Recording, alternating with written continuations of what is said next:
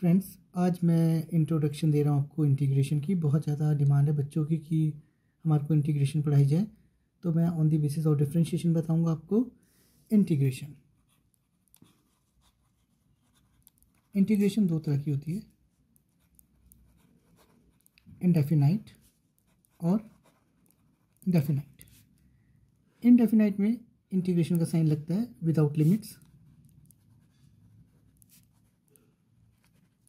और डेफिनाइट में इंटीग्रेशन का साइन होता है और उसमें लिमिट्स होती है, लोअर लिमिट और upper limit B. Question same solve करते हैं, चाहे वो इंडेफिनाइट का हो चाहे डेफिनाइट का हो। बस डेफिनाइट में लास्ट में आंसर में जाके लिमिट्स पुट की जाती है, लोअर लिमिट और अपर लिमिट की वैल्यू, और इंडेफिनाइट में लिमिट्स की वैल्यू पुट नहीं होती। इसमें आंसर में प्लस कांस्टेंट ऑफ इंटीग्रेशन सी आ जाता है, और इसमें जो भी आंसर आता है उसमें आप लिमिट्स की वैल्यू पुट करते हैं, नीचे लोअर लिमिट ऊपर अपर लिमिट। आने वाले टाइम में मैं आपको ये भी बता दूंगा कैसे लिमिट्स करनी है। तो आज मैं आपको इंटीग्रेशन शुरू कर रहा हूँ, बेसिक शुरू करूँगा इंडेफिनाइट के साथ। फॉर्मूले सेम रहेंगे। Integration is the reverse process of differentiation. Integration का मतलब होता है छोटी छोटी चीज़ों को जोड़कर एक बड़ी चीज़ बनाना, और डिफरेंशिएशन का मतलब होता है बड़ी चीज़ के छोटे छोटे टुकड़े करना। तो हम पहले फॉर्मूले से शुरू करते हैं। D d x of constant, मतलब मैं डिफरेंशिएशन कर रहा हूँ with respect to x constant की। कांस्टेंट क्या चीज़ होती है? फिक्स्ड। जिस चीज़ को आप चेंज नहीं कर सकते उसको कांस्टेंट कहते हैं। जैसे कि एग्जांपल लेता हूँ मैं, 5 पेन्स। इसमें जो नंबर 5 है ये फिक्स है। आप चाहे रेनॉल्ड्स के कंपनी के पेन ले आओ, चाहे जेटर के ले आओ, किस मर्जी के भी ले आओ, पर अगर मैं आपको 5 पेन बोलूँगा तो आप 5 कंपनी के ही लेके आओगे। तो उस चीज़ को फिक्स बोलते हैं, और फिक्स चीज़ होती है कांस्टेंट। कांस्टेंट की डिफरेंशिएशन होती है 0।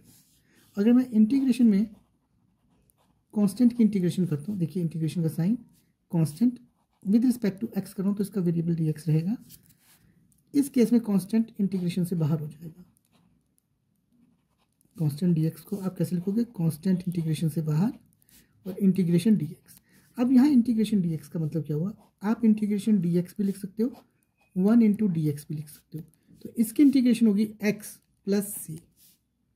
अब आपको मेरा कॉन्सेप्ट समझ आया कि जब भी आप इंटीग्रेशन करेंगे तो, और जब भी आप सॉल्व करोगे, उसका स्टैंडर्ड फॉर्मूला लगाओगे या बेसिक फॉर्मूला लगाओगे, तो आंसर में जब इंटीग्रेशन खत्म होगी तो आप कांस्टेंट ऑफ इंटीग्रेशन इंट्रोड्यूस जरूर करेंगे। तो इंटीग्रेशन कांस्टेंट डी एक्स किसके बराबर हो गया?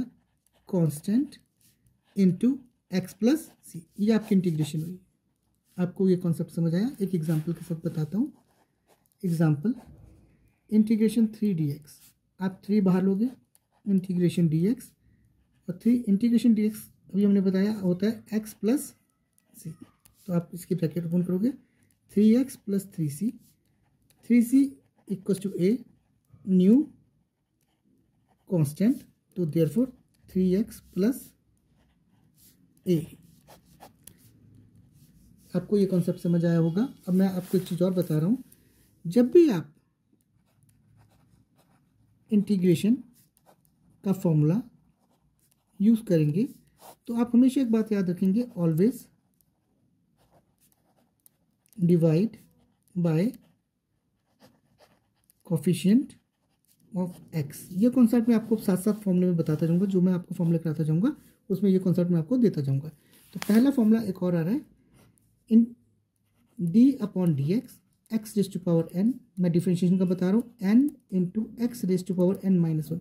ये पावर की डिफरेंशिएशन हुई, n into x raise to power n minus 1, power आगे आ गई और एन माइनस 1।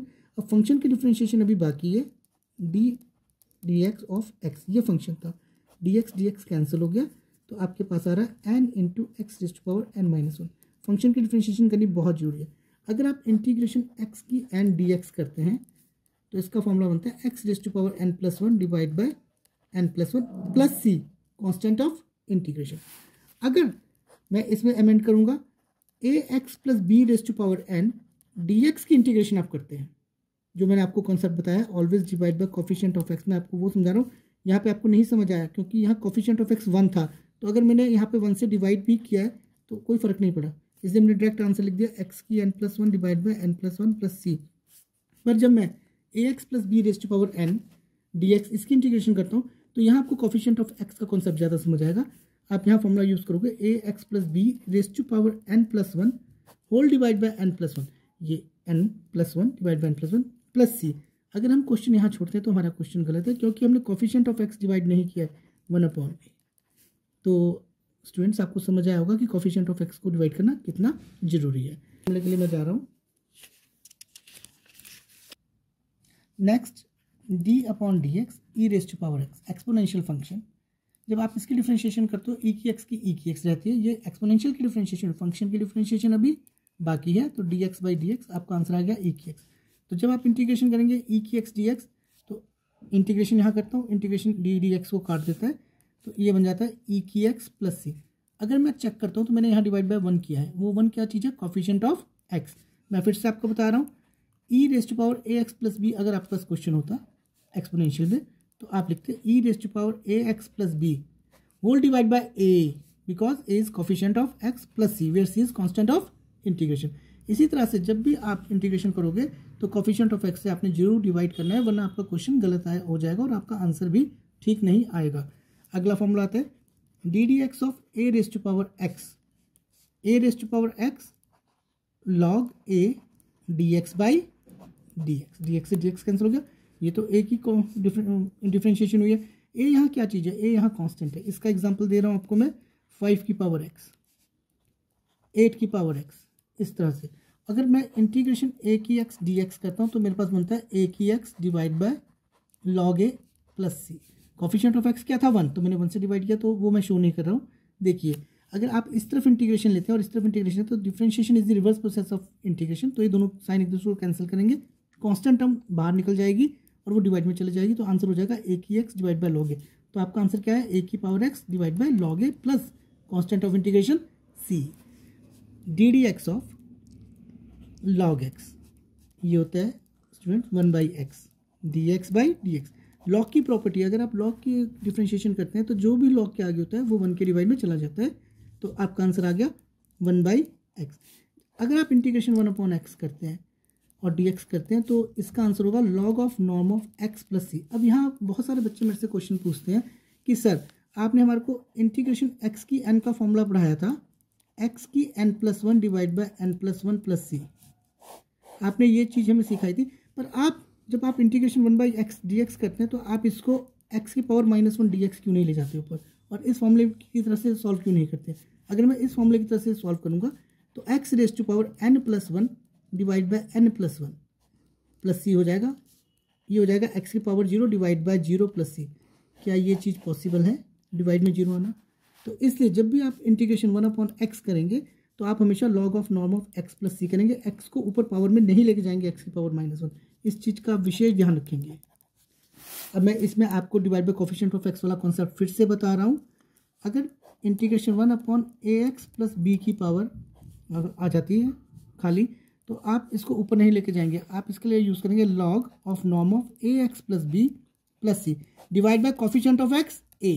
यहाँ पे ax प्लस बी पूरे का पूरा क्या काउंट हुआ है, x, तो इसलिए मैं log of norm of ax plus B divide by a लिखे गया। ये कॉन्सेप्ट भी आपको समझ आया होगा। नेक्स्ट कॉन्सेप्ट आ रहा है, ये भी स्पेशल कॉन्सेप्ट है। अगर आपको इंटीग्रेशन में अलजेब्रिक फंक्शन न्यूमरेटर में दे रहा है और अलजेब्रिक फंक्शन ही डिनोमिनेटर में दे रहा है, तो आप सबसे पहले चेक करेंगे इफ हाईएस्ट पावर या order of numerator greater then और इक्वल टू हाईएस्ट पावर या ऑर्डर ऑफ डिनोमिनेटर। तो सबसे पहला आपका स्टेप क्या होगा, आप डिवाइड करेंगे, डिवाइड दी इक्वेशंस, मतलब न्यूमरेटर को आप डिनोमिनेटर से डिवाइड करो और उसके बाद आप इंटीग्रेशन करो। आप डायरेक्ट इंटीग्रेशन नहीं करेंगे। एक एग्जांपल के साथ समझा रहा हूँ। अगर x² plus 3x plus 7 divide by x plus 1 है, तो आपका सबसे पहला स्टेप इसमें क्या होगा, डिवाइड। क्योंकि आप चेक कीजिए यहाँ पे हाईएस्ट ऑर्डर या पावर क्या है 2 और यहाँ पे हाईएस्ट पावर या ऑर्डर क्या है 1। तो मैंने क्या लिखा था, इफ हाईएस्ट पावर या order of numerator greater than equal to highest power और ऑर्डर ऑफ डिनोमिनेटर। तो सबसे पहले आप क्या करेंगे, डिवाइड। तो जब तक आप डिवाइड नहीं करेंगे आप इंटीग्रेशन करने की कोशिश बिल्कुल भी नहीं करेंगे। दोस्तों तो अब मैं आपको आगे ले चल रहा हूँ इसमें आपको इंटीग्रेशन में। अब मैं आपको ट्रिग्नोमेट्रिक फंक्शन से रिलेटेड फॉर्मूले बेसिक्स इसके देने लगा हूँ और मैं ये आपको डिफरेंशिएशन के बेस पे पढ़ाऊंगा।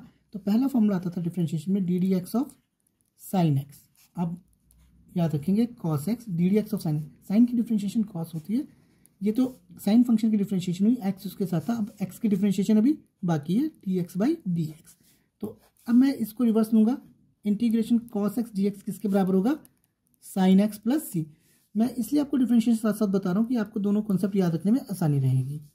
D d x of cos x ये होता है minus sine x d x by d x. तो integration sine x d x किसके बराबर होगा, माइनस उस तरफ चला जाएगा, minus cos x plus c. मैं यहाँ divide by coefficient of x करता जा रहा हूँ। वो कॉन्सेप्ट में ये फॉर्मूला लिख के आपको फिर से एक बार रिपीट करूँगा कि वो divide by coefficient of x कैसे हो रहा है, क्योंकि यहाँ तो एक्स का कोफिशिएंट 1 था तो मैं 1 लूँगा। तो d d x of secant x into tangent x d x by d x. और जब मैं इंटीग्रेशन करूँगा secant x into tangent x की इस कॉन्सेप्ट की, तो उसका आंसर आएगा आपके पास secant x plus c. D d x of cosecant x minus cosecant x into cot x d x by d x.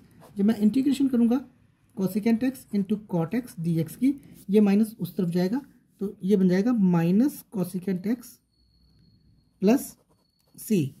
D d x of tangent x, इसकी differentiation होती है secant square x d x by d x.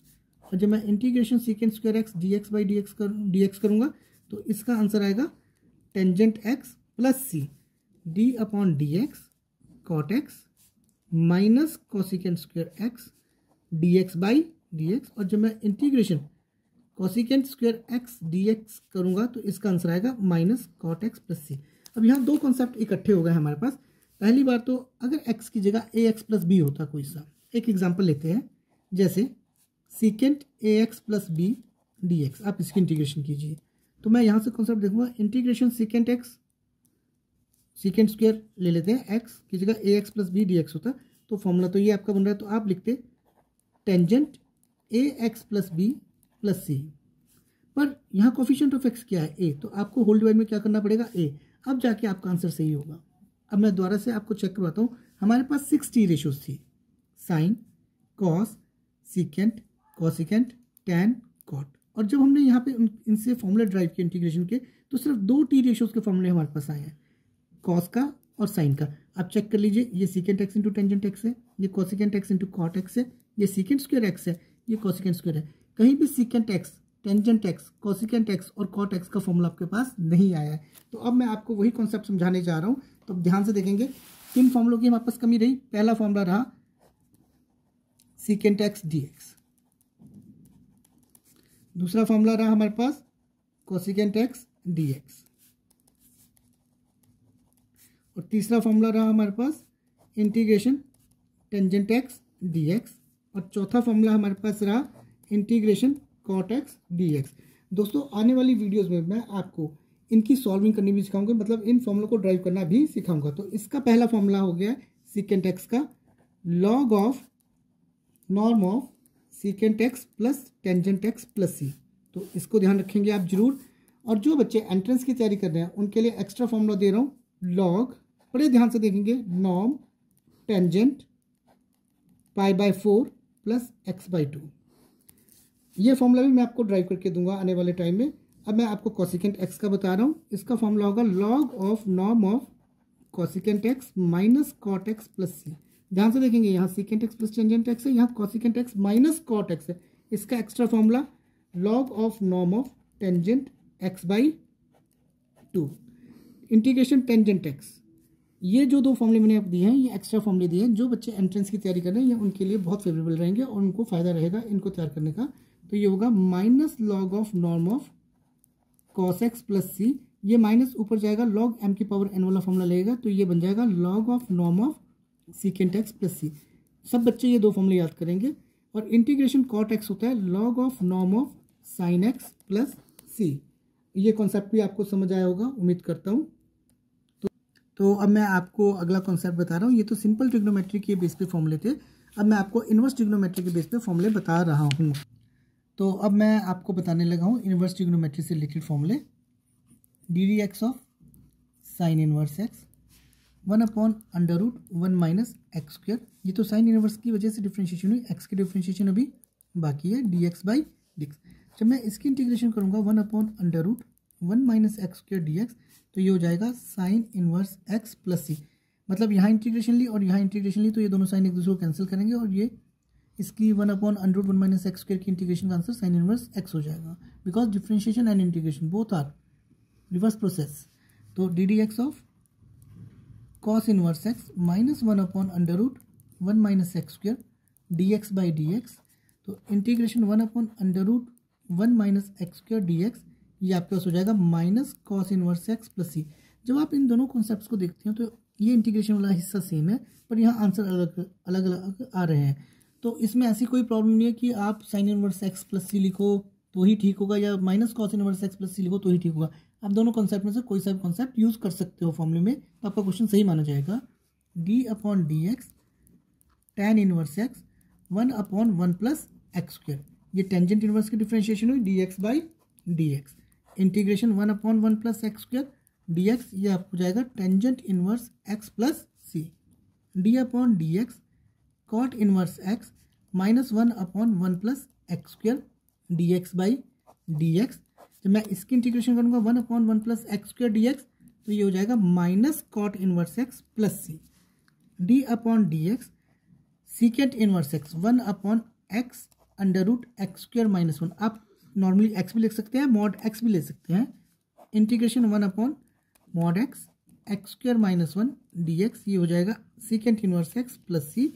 D upon d x cosecant inverse x minus 1/mod x x square minus 1। तो integration 1/mod x under root x square minus 1 d x, minus उस तरफ जाएगा minus cosecant inverse x plus c. अब आप एक चीज़ देख लीजिए, जैसे मैंने आपको साइन इनवर्स वाले कॉन्सेप्ट और कॉस इनवर्स में बताया था कि दोनों इंटीग्रेशंस में के अंदर जो है वो बिल्कुल सेम है। सिमिलरली यहाँ पे भी वही कॉन्सेप्ट आ रहा है 1/1 plus x square d x 1/1 plus x square d x, पर दोनों के आंसर डिफरेंट आ रहे हैं। Tan inverse x minus cot inverse x, similarly यही केस सीकेंट इनवर्स एक्स और माइनस कॉसिकेंट इनवर्स एक्स वाले केस में हुआ है। तो इसलिए आप प्लीज़ चिंता ना करें, जो आपको इन दोनों में से फॉर्मूला याद आता है आप वो यूज़ कर सकते हैं। तो दोस्तों ये तो मैंने आज बेसिक फॉर्मूलों की छोटी सी एक लिस्ट बनानी शुरू की है। कल से मैं आपको एक्सरसाइज की वीडियोस भी डालनी शुरू कर दूंगा और आपको एडिशन, सब्ट्रैक्शन, मल्टीप्लिकेशन और डिवाइड में और कॉन्सेप्ट बताऊंगा। एक छोटा सा कॉन्सेप्ट मैं आपको और बता देता हूँ। अगर आपको इंटीग्रेशन के अंदर खूब सारे फंक्शन एडिशन और सब्ट्रैक्शन दिए हो, जैसे